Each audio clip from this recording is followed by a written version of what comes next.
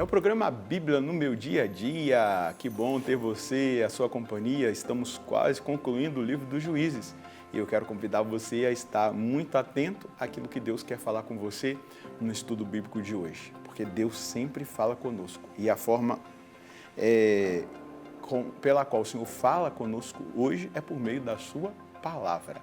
Essa é a forma mais certa da voz de Deus conduzindo o nosso caminho, os nossos passos. Mas para que a gente compreenda a palavra, entenda aquilo que Deus quer de nós, a gente precisa do auxílio do Espírito Santo. Então vamos pedir juntos para que o Espírito de Deus nos conduza no nosso estudo bíblico de hoje. No nome do Pai, do Filho e do Espírito Santo. Amém. Vinde, Espírito Santo, enchei os corações dos vossos fiéis e acendei neles o fogo do vosso amor, enviai o vosso Espírito e tudo será criado e renovareis a face da terra. Oremos. Ó Deus, que instruíste os corações dos vossos fiéis com a luz do Espírito Santo, fazei que apreciemos retamente todas as coisas, segundo o mesmo Espírito, e gozemos sempre da sua consolação, por Cristo Senhor nosso. Amém. Pega aí a sua Bíblia, o seu caderno, vamos anotar o texto que nós vamos estudar dos Juízes. Anota aí, Juízes, capítulo 20, versículos de 1 a 48. Juízes, capítulo 20, versículos de 1 a 48. Vamos juntos ler o texto bíblico e depois meditá-lo. Todos os israelitas saíram de casa e a comunidade se reuniu desde Dan até Bersabeia e até a terra de Galaade, como se fosse um só homem na presença do Senhor em Masfa. Os chefes de todo o povo e todas as tribos de Israel participaram na Assembleia do Povo de Deus. Uns 400.000 combatentes de infantaria. Os benjaminitas souberam que os israelitas tinham ido a Masfa. Os israelitas disseram: contai como se cometeu tamanho crime. O levita, marido da mulher assassinada, respondeu: eu e minha concubina entramos em Gabaá de Benjamim para pousar. Os cidadãos de Gabaá se levantaram contra mim, cercaram uma casa onde eu estava, queriam matar-me. Violentaram minha concubina a ponto de ela morrer. Peguei então o cadáver, esquartejei e mandei os pedaços por todo o território da herança de Israel, porque cometeram uma infâmia em Israel. Todos vós sois israelitas, dai, pois, o vosso parecer e tomai uma decisão aqui mesmo. Todo o povo pôs-se de pé, como um só homem gritou: ninguém de nós irá para a sua tenda, nenhum voltará para casa. Quanto a Gabaá, faremos o seguinte: subiremos contra ela segundo o sorteio e escolheremos 10% dos homens de todas as tribos de Israel, 100 de cada 1.000, 1.000 de cada 10.000, que cuidarão dos suprimentos da tropa que punirá Gabaá de acordo com toda essa infâmia que cometeram em Israel. Todos os homens de Israel uniram-se, firmemente solidários contra a cidade. As tribos de Israel enviaram mensageiros por toda a tribo de Benjamim, dizendo: que crime é esse que se cometeu entre vós? Entregai-nos agora mesmo esses depravados de Gabaá, para que os matemos, expurgando o que é mal de Israel. Mas os benjaminitas se negaram a atender o pedido de seus irmãos, os israelitas. Ao contrário, os benjaminitas reuniram-se, vindos de todas as cidades em Gabaá, para combater contra os israelitas. Naquele dia se alistaram 26.000 benjaminitas armados de espada, provenientes das cidades, sem contar os habitantes de Gabaá. De toda essa tropa havia 700 homens de elite, todos eles canhotos e capazes de atirar com a funda num fio de cabelo, sem errar. Os israelitas, afora Benjamim, alistaram 400.000 homens armados de espada, todos homens de guerra. Puseram-se a caminho e subiram até Betel para consultar a Deus. Quem de nós irá por primeiro lutar contra os benjaminitas? Perguntaram os israelitas. O Senhor respondeu: Judá irá por primeiro. Na manhã seguinte, os israelitas foram acampar na proximidade de Gabaá. Saíram para combater contra Benjamim e puseram-se em linha de combate defronte de Gabaá. Mas os benjaminitas, atacando desde Gabaá, deixaram por terra, naquele dia, 22.000 homens de Israel. A tropa israelita se estabeleceu e tornou a pôr-se em linha de combate no mesmo lugar onde se tinha colocado no primeiro dia. Antes, porém, tinham ido chorar diante do Senhor até à tarde e o consultaram. devemos novamente entrar em combate com nosso irmão Benjamim?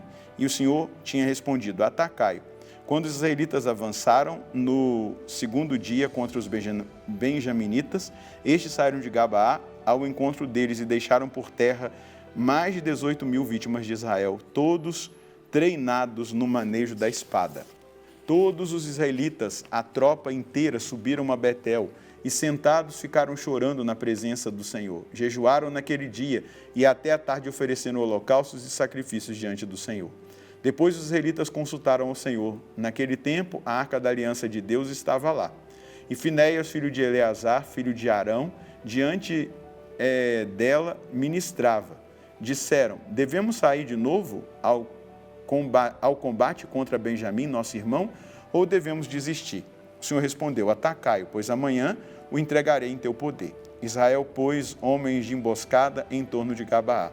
No terceiro dia, os israelitas atacaram os benjaminitas, pondo-se em linha de combate, como das outras vezes. Os benjaminitas saíram da cidade para investir contra a tropa, distanciando-se da cidade. Começaram a fazer vítimas entre a tropa, como das outras vezes, pelas estradas que conduzem a Betel e Gabaá, em campo aberto, abatendo uns 30 homens de Israel. Os benjaminitas pensaram, estão sendo batidos por nós como antes. Mas os israelitas tinham combinado, vamos fugir para os caminhos a fim de afastá-los da cidade. Todos os homens de Israel abandonaram as posições e se reorganizaram em Baal-Tamar, enquanto os israelitas emboscados romperam das posições a oeste de Gabaá. 10.000 homens de elite de todo Israel chegaram em frente de Gabaá. O combate tornou-se violento e os benjaminitas não suspeitavam que a desgraça pairava sobre eles. O Senhor desbaratou Benjamim diante de Israel. Naquele dia, os israelitas infligiram uma perda de 25.000 homens a Benjamim, todos treinados no manejo da espada. Assim, os benjaminitas se viram derrotados.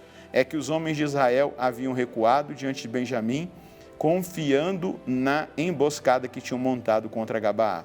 Com efeito, os da emboscada subitamente se lançaram contra Gabaá, invadiram-na e passaram toda a cidade à espada. Os israelitas tinham combinado um sinal com os da emboscada. Quando estes fizeram subir da cidade uma coluna de fumaça, os outros israelitas contra-atacariam. Ora, Benjamim, começando a causar vítimas aos israelitas, uns 30 mortos, pensou que iam derrotá-los, como no combate anterior.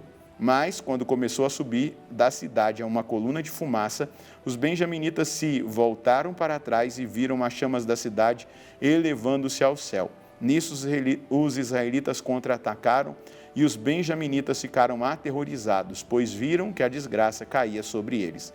Bateram em retirada diante dos israelitas em direção ao deserto, mas foram envolvidos pelo combate, pois os que vinham da cidade os massacravam no meio. Cercaram os benjaminitas e os perseguiram sem trégua até o lago oposto, ao oeste de Gabaá. Tombaram 18.000 homens de Benjamim, todos eles guerreiros valentes. Bateram em retirada e fugiram em direção ao deserto para o rochedo de Remon. Mas os israelitas liquidaram uns 5.000 homens pelos caminhos e, perseguindo-os até Gadã, mataram mais 2.000 deles. Naquele dia, as baixas de Benjamim somaram 25.000 homens que manejavam a espada, todos eles homens valentes. Bateram em retirada em direção ao deserto para o rochedo de Remon, 600 homens. Durante 4 meses permaneceram no rochedo de Remon. Quanto aos israelitas, voltaram-se contra os benjaminitas, passando a espada tudo o que encontravam, tanto homens como animais, e também incendiaram todas as cidades que encontravam. A indignação sem a justiça, ela gera atitude justiceira e não de uma justiça que deve ser levada em conta. Não é? O que aconteceu? Benjamim protegeu ali, né, os ímpios e virou uma guerra civil, onde a tribo de Benjamim praticamente foi exterminada. Mas existe aqui um detalhe: o levita relata o crime, mas omite a sua responsabilidade. É muito fácil, muitas vezes, apontar o erro dos outros e omitir a nossa responsabilidade. São líderes que acabam denunciando sem se converter. Propõem a mudança, mas não se convertem. Mas nós vemos aqui uma grande tragédia sobre a tribo de Benjamim, que cometeu aquele pecado, né? Mas eles experimentam ali a ausência de uma adoração genuína a Deus e de um coração totalmente rendido ao nosso Senhor. Qual é a mensagem que nós podemos colher hoje diante de Deus? Nem toda atitude aparente de justiça é, na verdade, a justiça estabelecida por Deus, pois as decisões tomadas em estado de ira, de decepção ou de qualquer outro sentimento negativo pode gerar uma atitude justiceira. Temos que analisar os nossos sentimentos e moderar pelo Espírito Santo as nossas atitudes. Senão a gente comete injustiça dizendo que está fazendo justiça. Nós precisamos tomar muito cuidado com os sentimentos que acabam se aflorando e levam a um transtorno como esse. Quase uma tribo inteira foi banida da face da terra por conta dessa realidade. É claro, a gente viu ali que eles preservaram, né, os que cometeram crime e tudo, mas não era para tanto. Não é verdade? Mas tudo Deus usou aqui para a purificação e a gente tem que purificar os nossos sentimentos, senão a gente erra demais.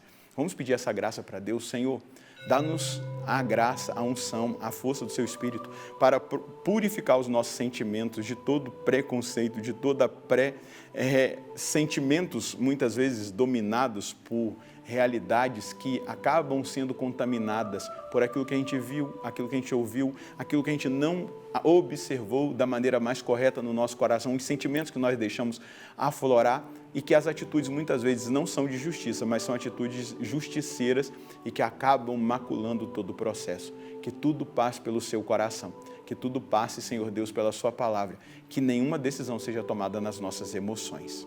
É exatamente isso, meu irmão e minha irmã. Se nós tomarmos decisões pelas nossas emoções, nós destruímos muita coisa. Então tome cuidado ao tomar decisão pelas emoções no seu matrimônio, em relação à educação dos seus filhos, em todas as situações, porque senão a gente comete injustiça achando que está agindo na justiça. A justiça de Deus, no tempo que nós estamos, ela vai ser sempre a misericórdia. Deus abençoe você, a sua família. Nós encontraremos no próximo programa, se Deus quiser, no nome do Pai, do Filho e do Espírito Santo. Amém.